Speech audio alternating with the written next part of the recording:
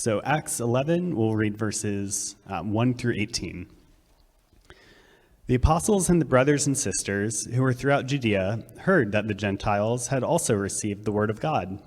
When Peter went up to Jerusalem, the circumcision party criticized him, saying, "You went to uncircumcised men and ate with them." Peter began to explain to them step by step.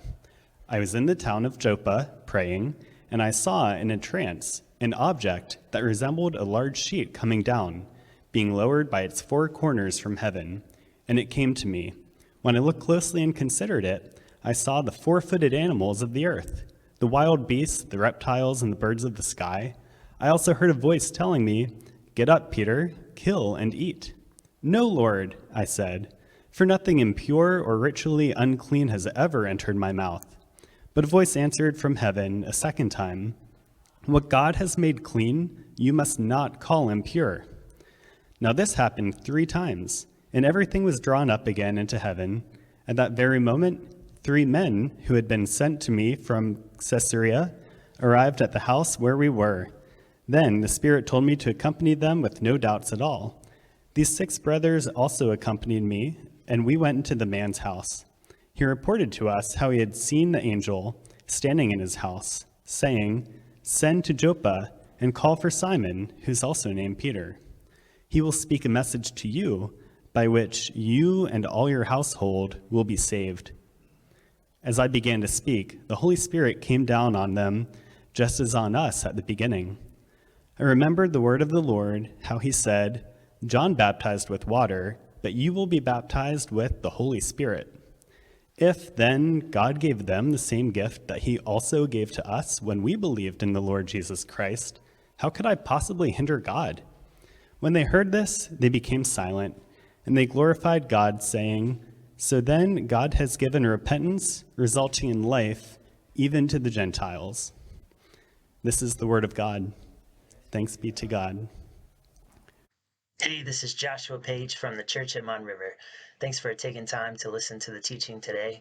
I hope that as we open up the Bible together, that it helps you to grow in your love for God. It gives you some really practical ways that you can show love for one another, and it inspires you to go out and make more followers of Jesus. Enjoy the message. Well, this is our 3rd lesson in a series on our core values. And as we've been going through our core values, the way that we've been thinking about it is that if someone visited our services, our groups, everything that we do over the course of a couple months, and then they interviewed different people who are on our core team that you've seen represented in the service today, and then they put together a summary report, and they say, "Hey, the church at Mon River is known for this."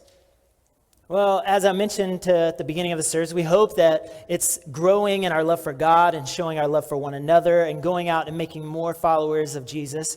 But I might argue that that's something that every single church should be known for. But what gives the church at Mon River our unique flavor? What sets us apart from other churches around the city? We've, as leaders, come to these 4 core values. These are dependence, multiplication, diversity, and compassion. As we've been going through this series, preaching each week on one of these, today we're going to talk about diversity. We define diversity in this way. We unite individuals in our neighborhoods from different cultures and backgrounds to follow Jesus as one family.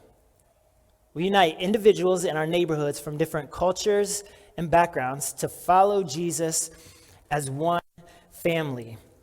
As we think about diversity, typically our minds first go to race and ethnicity. And yes, that's certainly a part of it, but diversity also includes diversity in age and diversity in income, diversity in thought and experience. So we'll talk about later in the sermon today, diversity in gifts and abilities. As we've been preparing to start this church, I read a lot of books on church planting from a lot of the experts, and I came across this idea called the homogeneous unit principle. It's a very big word that the author of one of the books defined in this way. It says people are more likely to come to Jesus without crossing racial, ethnic, and socioeconomic barriers. You take some of these barriers away, and it makes it easier for people to come to faith in Jesus. People feel more comfortable when they come to a place and there's more people like them.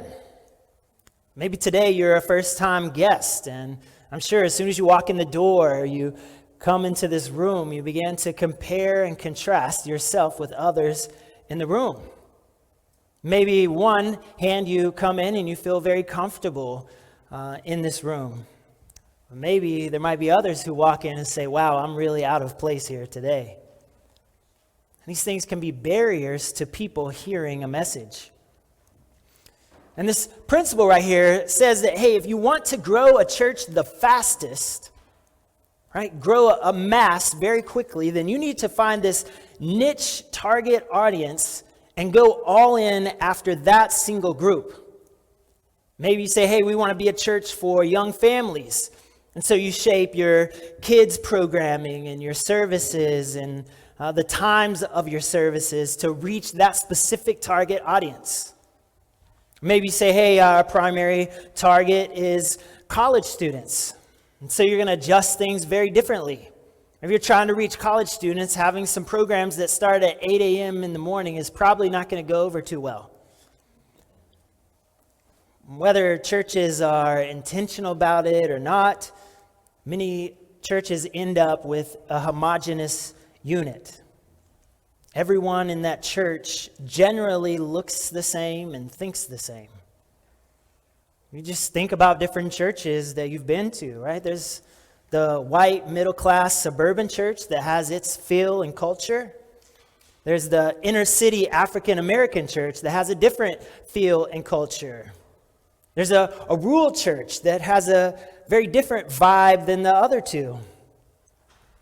And oftentimes the result of this is that famous quote by Martin Luther King Jr. It says, the most segregated hour of Christian America is 11 o'clock on Sunday morning. For us here at the church at Mon River, we want to intentionally be a diverse church, to break away from being a homogeneous unit, to be a place where there's individuals in our neighborhood from different cultures and backgrounds that come together as one family. And listen, we all know that family is hard.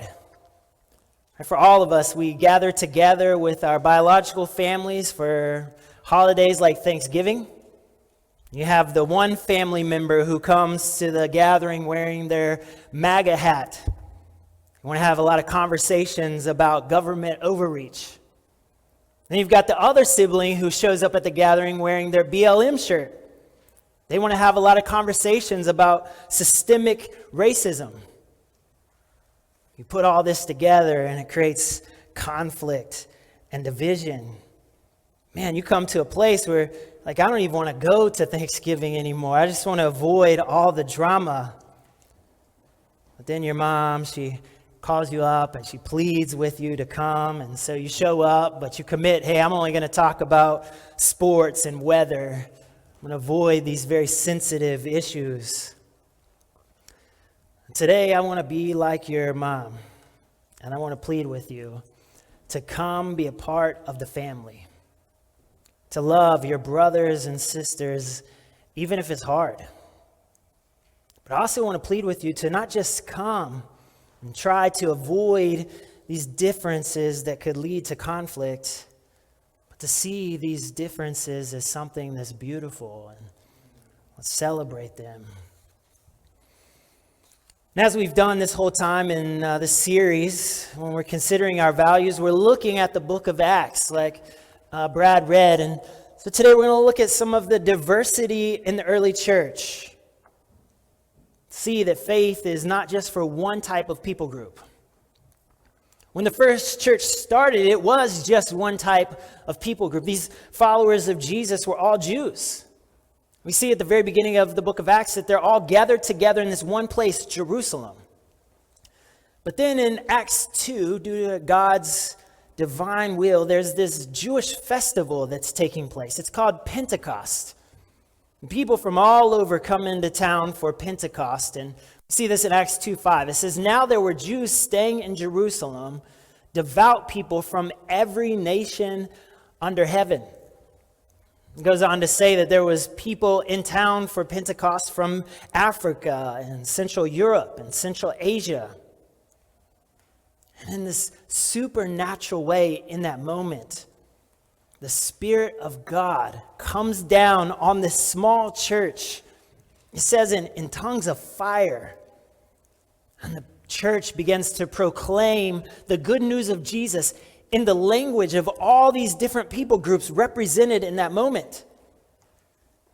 And the people are surprised to hear others speaking in their language. And then Peter comes and he begins to preach about Jesus. And it tells us that on that day there were 3,000 people from all these different nations that come to faith in Jesus and are baptized. Very soon after that, in Acts chapter 8, we see that there's this Ethiopian official. They're on a journey and they're reading the Jewish text while they're on this journey, and they come across this guy named Philip, who was a leader in the early church. And Philip meets up with this guy and he begins to explain to him about the scriptures that he's reading and telling them how Jesus fulfills these things. This Ethiopian official comes to faith and he's baptized. Go on to Acts chapter 10. There's the story about Cornelius that Brad just read. Cornelius was a Roman soldier, clearly the opposite of a Jew.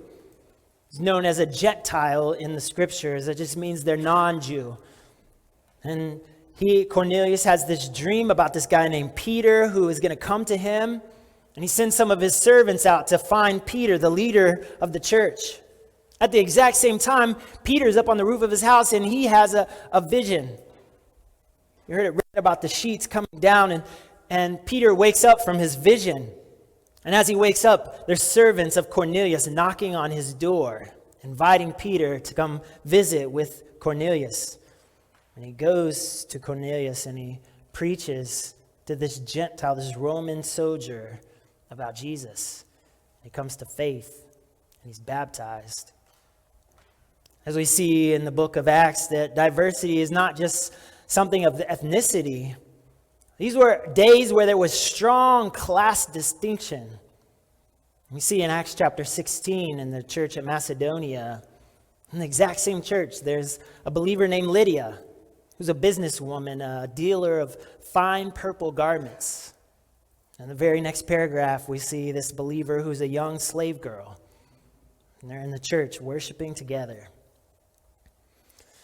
Man, these differences did not come without problems.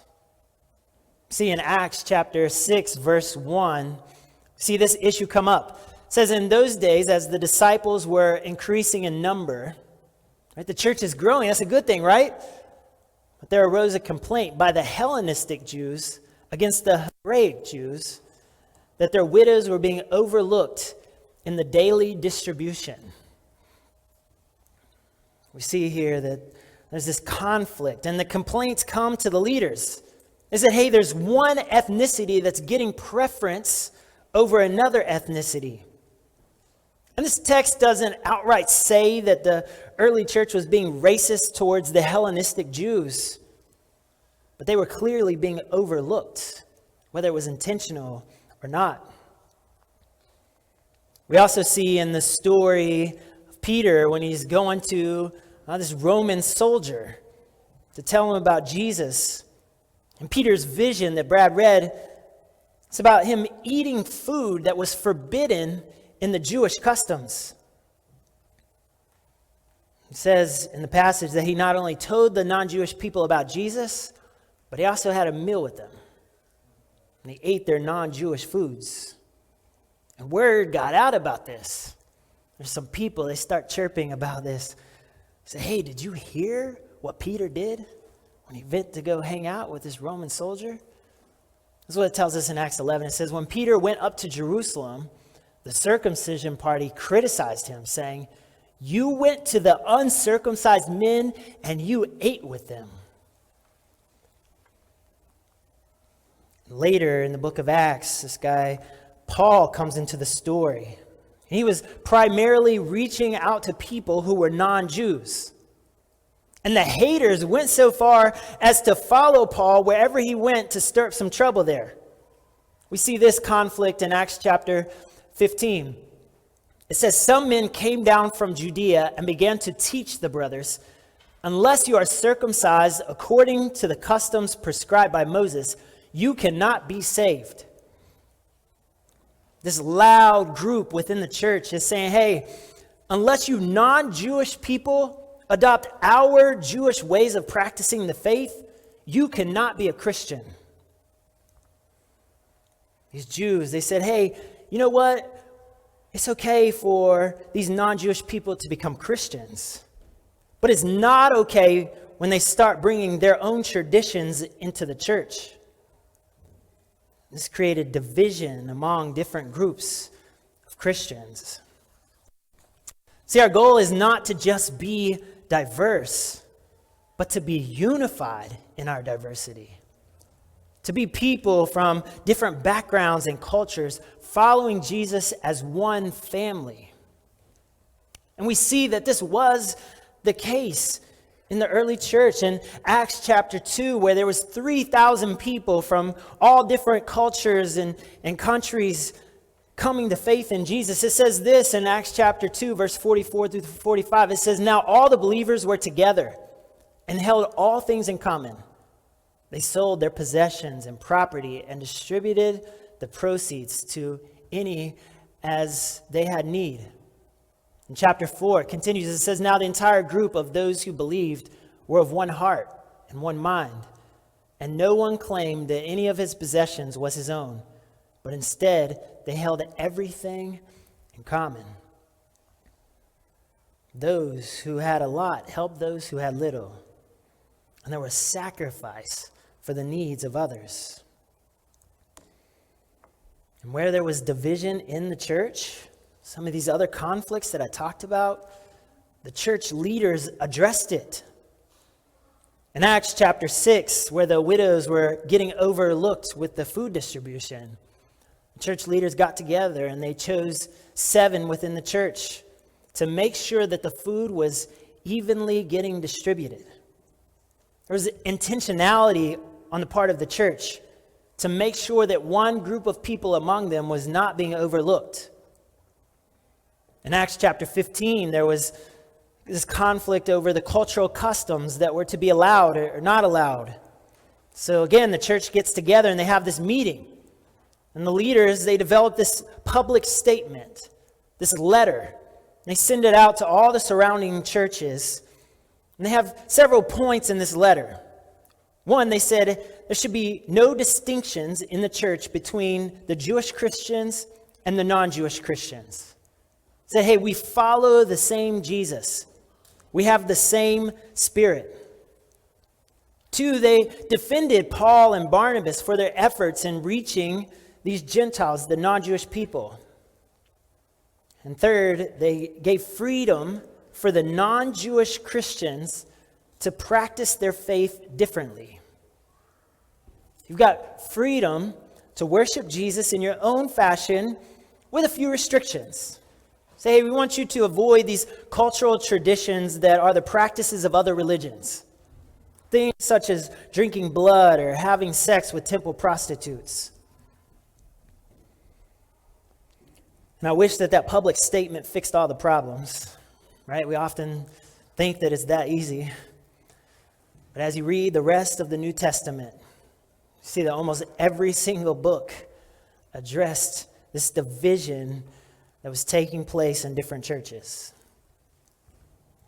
See, in Paul's letter to the church at Galatia, he calls out Peter, this guy who once himself took criticism for eating with the Gentiles.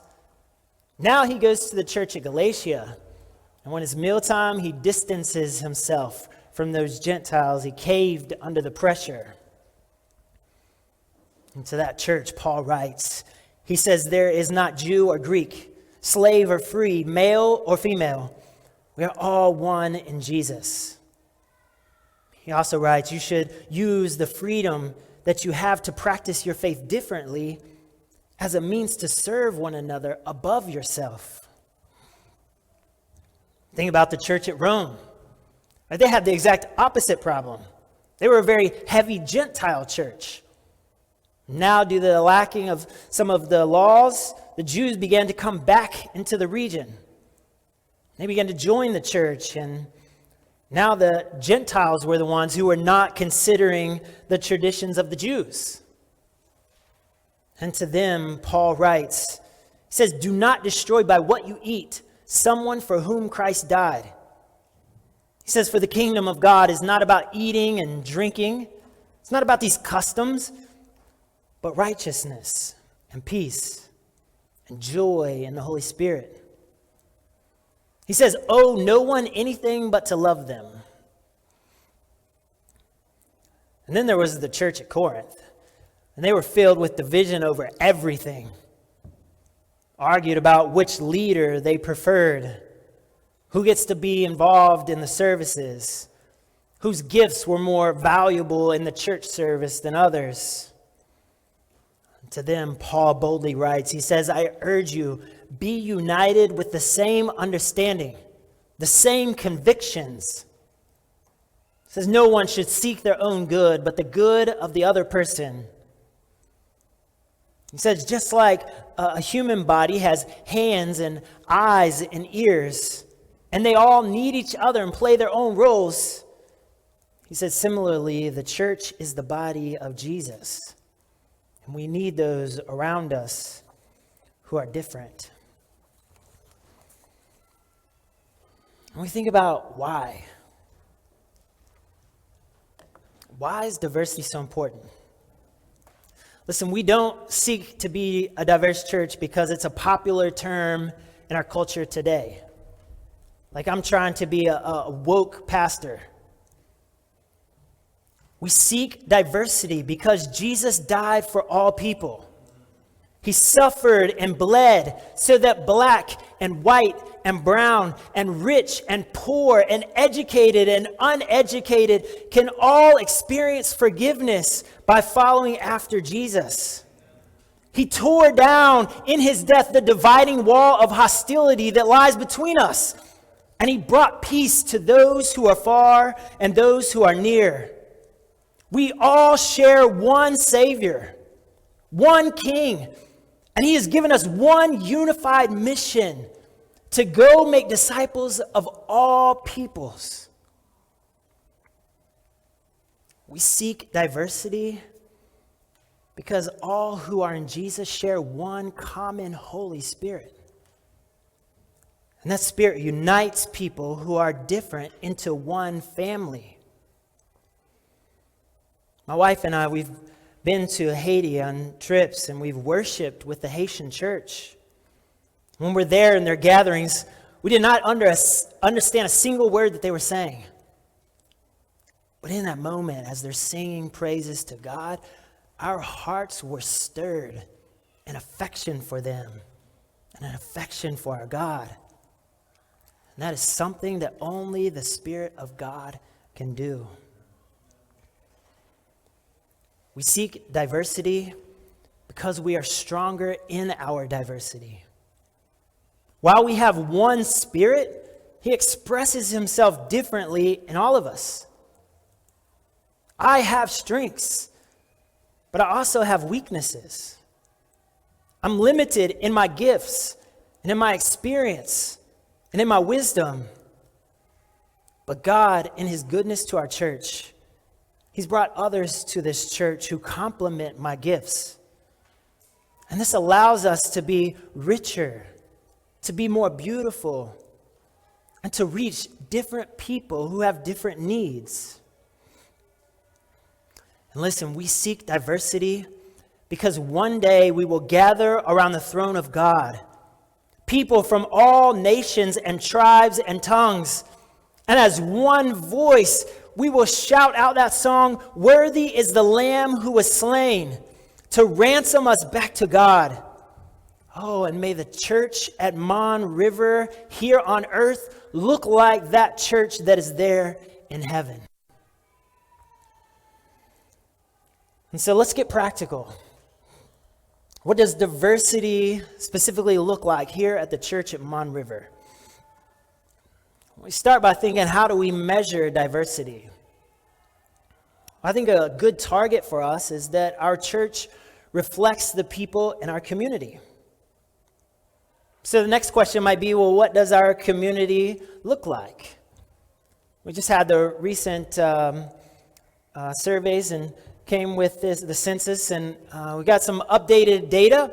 I was able to run it this week on these two zip codes. Our target area is sort of this space here in the middle, but I was able to run this data for 15207 and 15217. For those of you who live around here, you know that there's some very big differences between North Squirrel Hill and down into Hazelwood. Let me just give you some of the statistics that I was able to find this weekend. And these two zip codes have 38,000 people. That's a whole lot of people within about a 2 to 3 mile radius of where we are this very moment. Here's some of the ways that I found. There's obviously a lot more ways to measure diversity, but here's just a few. One, here's race for those two zip codes. You see 81% white. A few other races and ethnicities represented. And I looked through our core team and just went through each person and did some math. Our core team has 32% people that are non-Anglo. So in that regard, we're represented even more than the community around us. But we are lacking, we're not 9% African American. So that's one area we need to grow in. Another statistic to consider is age. It's very evenly distributed among different decades there. You see right here, almost half of this pie chart are people who are over the age of 40. But here on our core team, we have one person who's over the age of 40. I'm grateful that you're here with us, brother, but it's an area that we need to grow in as a church. Also think about this pie right here. 10% of our community are teenagers. We have no teenagers in our midst. Another way to think about diversity is household income. I don't know the stats for everyone on our team. I didn't ask that, but I'm guessing based on some of this distribution that we're really lacking in this area of 26%. As I looked at the two zip codes separately, a lot of that number is represented down in Hazelwood. It's an area where we can grow in. Listen, we may not be where we want to be, but we are trying to take some steps in that direction. And for diversity to be achieved, we can't just talk about it. We can't just put it up on our website as one of our values. There has to be intentional steps that are taken. And when I think about our society, it talks a lot about diversity. We also see many inconsistencies between talking and practicing. There's still, all across Pittsburgh, many segregated neighborhoods. There's still rich schools and poor schools. The day of the Super Bowl, think about the NFL. It just came out in reports recently about the inconsistencies in their hiring practices. Think about some of the people in some of the most wealthiest neighborhoods in our city. They put signs out in their front yard signaling that they are people who value diversity. But as I look at their communities, I really have to wonder, what does their dinner tables look like throughout the week? What does their contact list and their phones look like? I'll even speak to African Americans. I see many who demand social justice, and rightly so.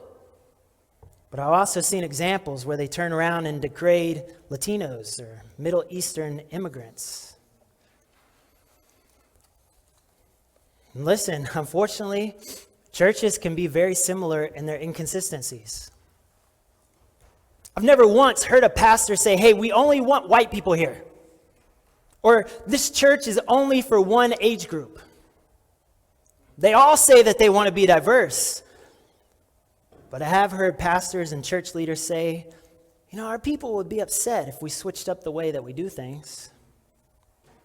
I've heard with my own ears pastors say, hey, well, if we have a bunch of black people start coming to our church, well, maybe then we'll consider switching up our music style. But for now, we're good doing things the way that we've always done them. Angela and I, we used to lead a very diverse student ministry that represented the community around the church. I heard parents say that they quit bringing their kids. They didn't want their kids to be around those neighborhood kids. And listen, someone today may say, hey, why does any of this matter? Can't we just make it all about Jesus? You may say, hey, you know what? It's the same good news no matter ethnicity or background or economic class. And I would say, yes, you're right. It is the same message. But there are many different ways to say that same message. I'll just give you a very obvious example.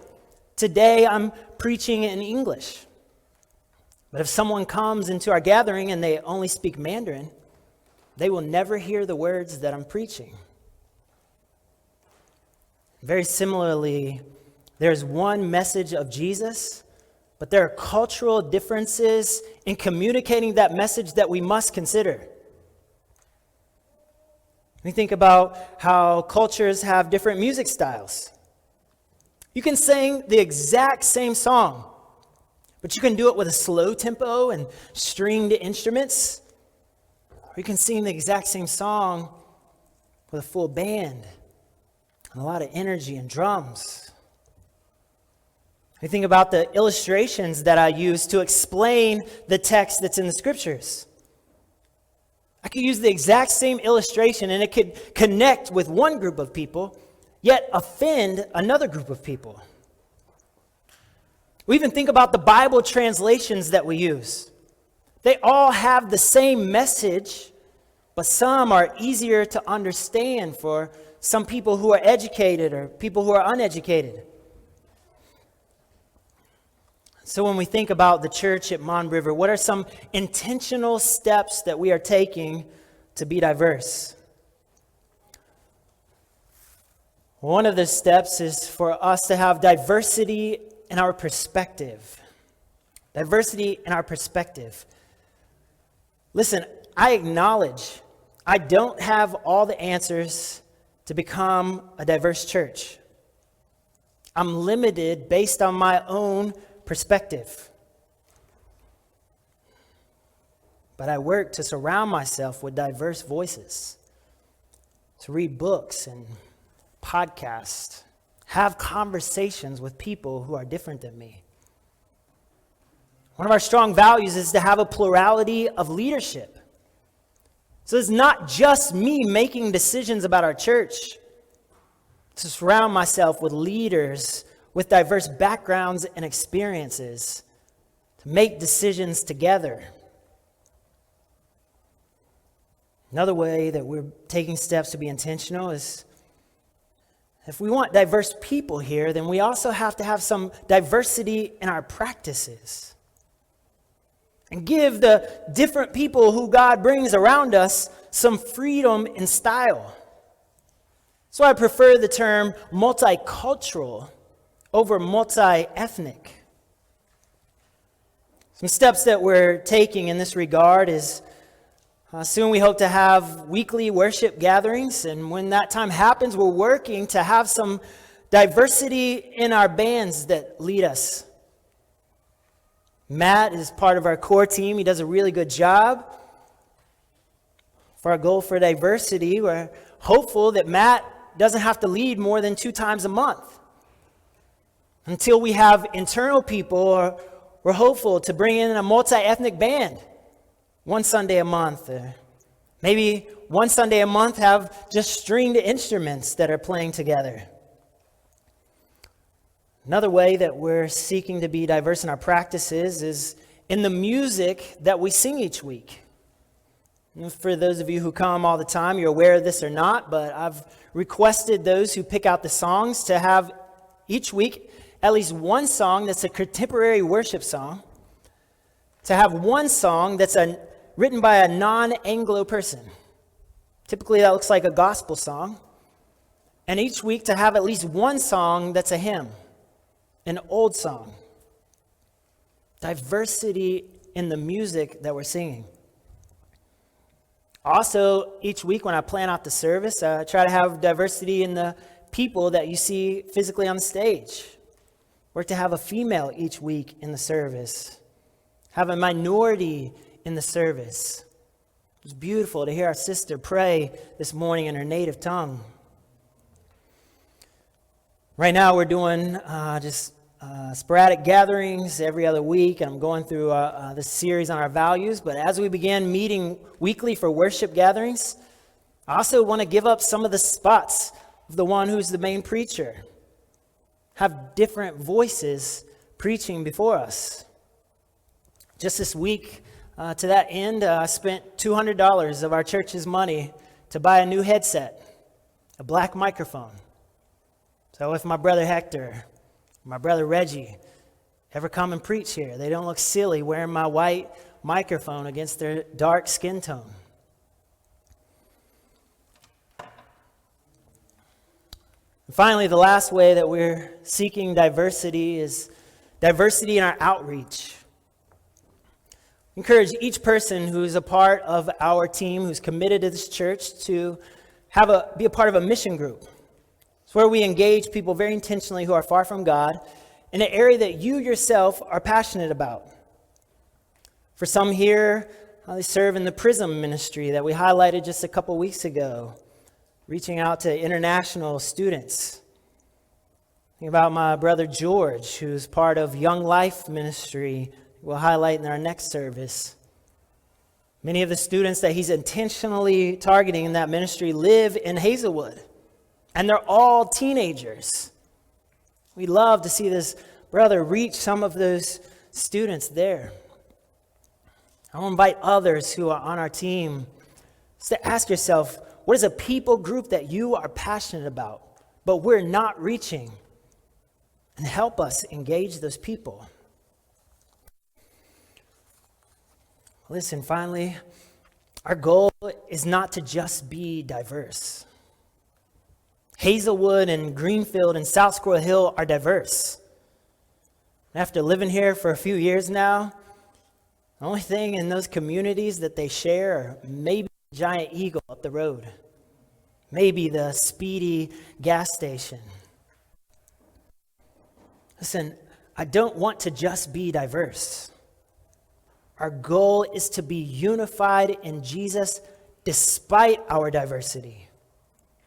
Our goal is to be a church that brings people who are radically different together, to be one family despite our differences. And this is a tall task. This is counter-cultural. But listen, if we as a church accomplish that, what a testimony to our community about the transformational work that Jesus does in our lives. This sort of unity, it is not natural. It is the work of the Holy Spirit. The natural flesh is bent towards hatred and strife and selfishness and factions. But when we become a follower of Jesus, the Spirit changes us and takes us from that state of brokenness and begins the work of restoring us to God's design. The Spirit of God produces within us love for those who are different, peace in the midst of conflict, acts of kindness towards others, self-control over our tongues. And listen, we have to fight for this kind of unity. We have to fight for this unity in our worship services. And some of you, listen, you may really like Matt's style, but you may come next week And there will be a different style that you may not prefer. But someone else may prefer that style over Matt's.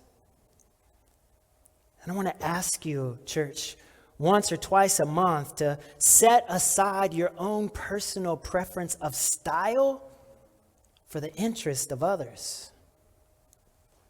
And listen, while we give freedom and style, I, as the pastor, commit to guard the truths in our song. And the beautiful thing about that is that we can worship those truths no matter if it's a slow hymn or it's an upbeat gospel song. We're going to have to fight for this unity in our groups. You take people like this and you put them together in tight groups, you hang out with each other frequently, you're going to have disagreements. And listen, it's okay to disagree, but it's not okay to gossip about each other behind our backs, tear each other down with our words. I want to ask you to take the time in those disagreements to ask questions, to listen. And even if that person doesn't change your mind, you come away with an understanding of where they're coming from and their viewpoint. At the end of the day, you can still hug them after that difficult conversation. You can still call them a brother and sister in Jesus. Listen, we have to fight for diversity and unity in our diversity in our daily lives. I'm going to ask each of you in the next month to invite someone who is very different from you over to your house for dinner. Take them out to coffee. Let them know that you're grateful that they are a part of our church. And ask them questions. Hear what it's like to be a 60-year-old in a church with a lot of young families. Ask them what it's like to be a minority who regularly sacrifices for the majority culture. And listen, I want to invite you to use your voice and your platform to give them a voice. Come, help us make this be a better church, a more diverse church, but a more unified church. Thanks for taking the time to listen to the teaching today. I hope that it's been helpful for you. If you'd like to take a next step in your journey to follow Jesus, we invite you to go to atmonriver.com, and there's a page there that says Next Steps. Also, if you'd like to reach out to me or one of our other leaders here at the church at Mon River, you can click on a button there that says Connect with Us. May God bless you with the grace and peace of our Lord Jesus Christ.